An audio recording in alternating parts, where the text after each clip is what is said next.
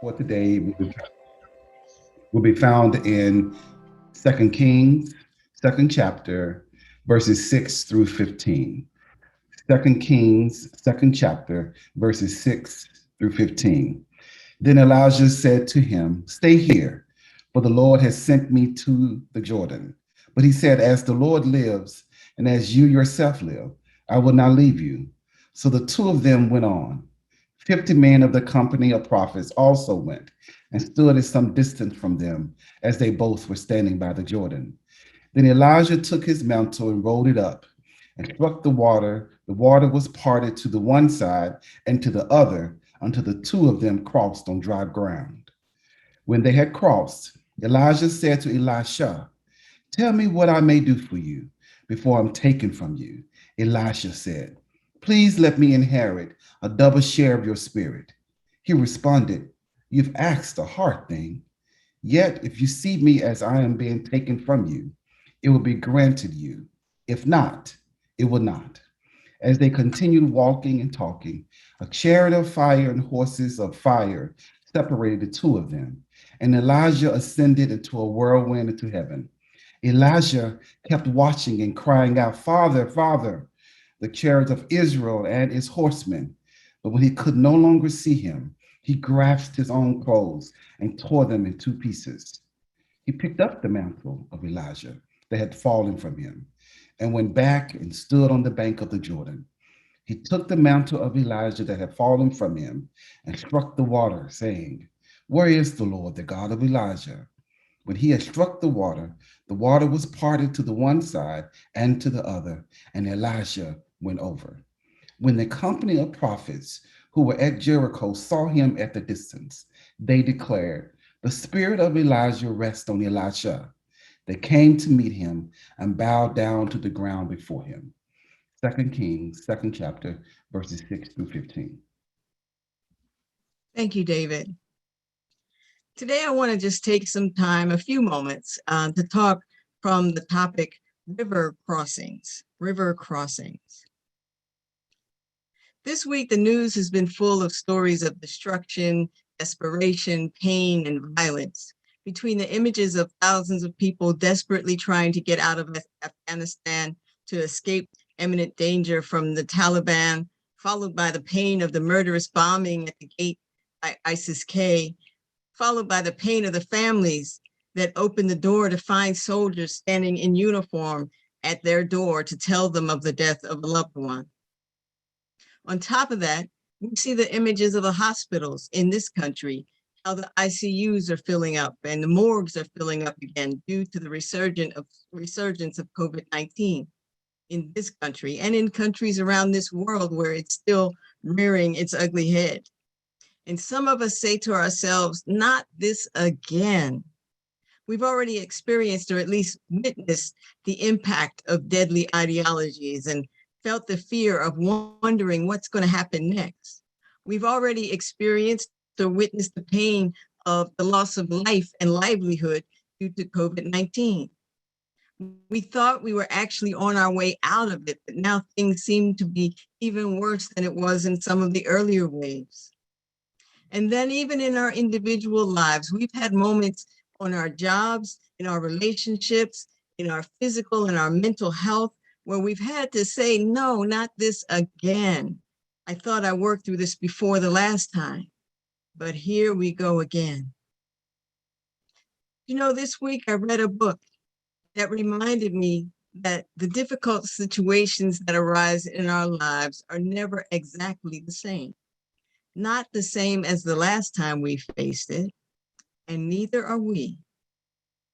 I was reading a book this week. It was Alice Walker's book, The Same River Twice, Honoring the Difficult. The book is a memoir that expresses some of the pain and the joys that she experienced as she watched how people reacted to The Color Purple and how that movie and that book took on a life of its own. And it was during this time that she was dealing with things like Lyme disease and the breakup of a relationship and the attacks from the various individuals and organizations that accused her of things like devaluing and even hating men. But despite the negatives, there were also some very positive and joyous occasions of meaningful connections and personal revelations. One of the really powerful quotes in the book that will always stick with me was this quote that said, "You can never go back to the same waters. Not only are you no longer the same, but neither are the waters you left. The current has changed. The elements of nature have affected the stream. When you return, although it appears the same, it really is a different river, and you are a different person. Therefore, you cannot cross the same river twice." That quote gave me a minute to reflect on my own life, but I was reminded of the text for today, that it kind of linked to something that she wrote. The text for today comes out of the book of Second Kings. It's thought that Second Kings was not only originally part of a writing that was just Kings, which was then divided into two parts. It's also thought that it's part of a larger work that biblical scholars refer to as Deuteronomistic history, which is thought to be a basis for the history of Israel that's included in the books of Deuteronomy, Joshua, Judges, Samuel, and Kings. It's thought that the origin of this narrative began approximately in the year 700 BCE, but that it took its final form during the period of the exile between 586 and 539 BCE, which means this text would have been significant to the hearers in the exilic period because the theologically selected history of the books of First and Second Kings has to do with how God's will is worked out, even against the worst of human will. There's quite a bit that can be said about the text for today, but the aspect that captured my mind this time as I read it was that Elijah and Elisha crossed the Jordan. Elijah was considered to be a key prophetic voice in his day during the reigns of Ahab and Ahaziah. And the text tells of Elijah's final days, and it goes to great lengths to confirm that Elisha, one of Elijah's followers, was a worthy successor. It tells of Elijah and Elisha on a journey. First, they went from Gilgal to Bethel, and then they went from Bethel to Jericho, and then they went from Jericho to the Jordan. All along the way, at each segment of the journey, Elijah tries to tell Elisha to stay behind, but Elisha refuses to leave his side. So when they finally made it to the Jordan, Elijah rolled up his mantle until it took the form of a rod, and he struck the water, and the waters parted, and that enabled them to walk across on dry land. And then once they got to the other side of the Jordan was swallowed back up with the water. And Elijah, the famous story that we hear in biblical texts, that Elijah was taken up in a whirlwind to heaven as Elisha watched. And as Elijah left, he dropped his mantle, and Elisha received it, which signified the passing of the prophetic power. The text then says that Elisha took that mantle and did the same thing that his mentor, the text would say his master, Elijah, did. He rolled it up, and he used that rod to part the Jordan waters so that he could go back across again.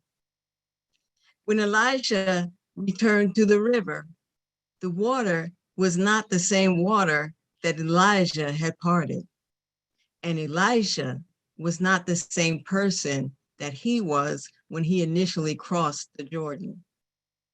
As he went back across the Jordan this time without Elijah, but with the power of Elijah, Elisha had more power and more purpose than he had when he was journeying with Elijah. That text and Alice Walker's text remind me of two questions that I want to ask all of us, including me, today. Number one, what metaphorical rivers have you crossed in your life? And how have those rivers changed you? And number two, who is more powerful today because of something you've passed on to them? In the text, Elijah and Elisha were crossing the River Jordan. That's a river in Southwest Asia. It's said that it has the lowest elevation of any river in the world. It was over 223 miles in length, but it actually, the distance from the beginning of it at the beginning of Mount Hermon to the Dead Sea, where it empties into, it's saying that the length of the river is 223 miles. However, the straight line distance really is only 124 miles because the course meanders. Think about the rivers of our lives. Think about how they meander. And sometimes it feels like it takes forever to get from one point to another point, but it's because the rivers of our lives, they go in and out, they go around problems, they go up and down, they go, they change over time. But it'd be so much easier if we can say, I'm going from point A to point B. But the problem is in life, it's not that way. We can go from this to the lesson, but before we get to the lesson, there's a whole lot that we often have to go through before we get there. We shouldn't be surprised about that because we've been through it before. It's happened before. We know that we don't go from point A to point B because if we did, there's a whole lot we would not learn along the journey. Elijah and Elisha crossed the Jordan, and I can imagine that their terrain was not easy. I can also imagine that Elijah and Elisha were both in awe that they were able to cross the river at all. I couldn't find any data on the strength of the Jordan River at the time that Elijah and Elisha were said to have crossed. But I know that in life, rivers are sometimes peaceful and other times they're fast and they're rough and the water flows so powerfully you can't even barely stand up in the water. I read Emma Smith said, life is like the river. Sometimes it sweeps you gently along, and sometimes the rapids come out of nowhere. We've had both kinds of rivers in our lives. At times, life is easy and we learn our lessons and gain our growth in peaceful ways, like those aha moments that we enjoy as we go through life, that we sometimes feel when we look at a sunrise or a sunset or watch a child at play. But then there are other times when life is more like rushing water, like the river has water from a rainstorm where the banks overflow and the water rushes at a speed and a force that carries even trees, cars, and houses and everything in its path. We've all had to face these kinds of rivers. But the fact that you're hearing me today means that you survived safe crossing of that river. Or maybe you might even be in the middle of the river right now, but you're hearing me, so your head is above water, even in the midst of the water. Either way, like the writer of 1st and 2nd Kings, we can attest to God's will to stay with us even through the most difficult of times. In the text, Elisha was different the second time he came to the River Jordan. He had already crossed once under Elijah's power, but the second time, he was the one who had gained power to part the waters. Elisha was different than he had been the first time he crossed that same river. So I ask, in what ways have you gained from the rivers you've crossed in your life? Are you more powerful? Are you wiser? What happened? Can you look at your life and see the rivers you've crossed and realize that you were changed from the time you first got to that river to the time you got to the other side of that river? Think about how powerful you are now on the other side.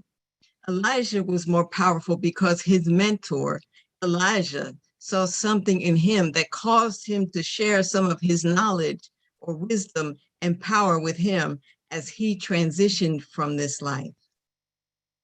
In what ways have we shared our knowledge, our wisdom, and our power with someone along the way? We can't take it with us. When we leave here, you may as well plant it in somebody so we can leave something positive behind that can continue to live on and continue to grow in new ways when we're gone. That means we have to step beyond our egos and embrace life and love that's much bigger than us. I remember when Cameron was a little girl, like 8 or 9 years old. I loved having all the answers when she came to me for help. No matter what subject she asked, I had the answer, except for that one time when she asked me to list all the Greek gods. I couldn't do that. But I have to admit, as much as I loved being able to help, it was really hard for me when she grew to the point that she had gone beyond the limits of what I knew. I had to become comfortable with the fact that she knows more about many things that I don't know anything about. I had to make a shift in my thinking and go from being the know-it-all. My ego likes thinking I know everything. But I had to go from being the know-it-all to being a cheerleader and being an encourager. I deposited what I could for as long as I could, but there comes a time in life where we have to let go. I'm not like Elijah now. I don't think I'm going anywhere anytime soon. I'm not passing the mantle on and stepping away. But I'm looking forward to seeing where now at 16, I want to see where Cameron goes from here. And I'm proud of the fact that there was once a time that I was able to deposit information that she didn't know. But she took that information and she's multiplying it into so much more. One of the other points in Alice Walker's book that really struck me was in a letter she wrote to one of her friends, I think it was to Steven Spielberg, who was separating from his wife at the time. And Alice Walker was concerned about their son. And she said in her letter, she said to make sure that the son knew that she would be his underground railroad if he ever needed one. That was so powerful when I read that. She would be his underground railroad if he ever needed one.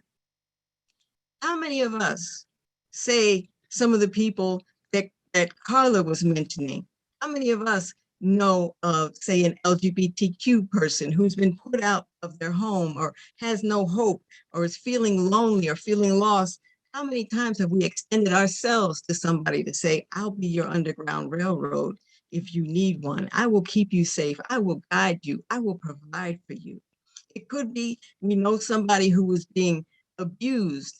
We can do more than just say, ain't it awful? Or I wish somebody would. We could say, I'll be your underground railroad if you need one. How many times have we been a positive influence or a safe space for someone else? Have we created room for others to know that they can be their authentic self in our company without having to become what we want them to be? Are we comfortable enough in our own skin that others can feel comfortable in theirs when they're in our presence? There are enough reasons and places in which we unfortunately need to wear some sort of armor. But we all have our rivers to cross in the course of life. And like Elisha and Elijah, whether we're the follower or the leader, let's commit to helping each other safely get across the rivers of our lives, not with armor on, which will not help us, but with the freedom and with the liberation and with the hope that we've planted in people along the way. I'm glad to know that even when I get to whatever river lies ahead, God has promised to be with us. Like in 1st and 2nd Kings, let's tell the story about how God has worked in our life in ways that have helped us to grow. And then take that example and be that safe space, be that encouraging force, be the one that helps somebody get across their rivers. I want to close with a quote that I read. It said, "The river is one of my favorite metaphors, the symbol of the great flow of life itself. The river begins at source and returns to source unerringly. This happens every single time, without exception, and we are no different." Thank you for listening.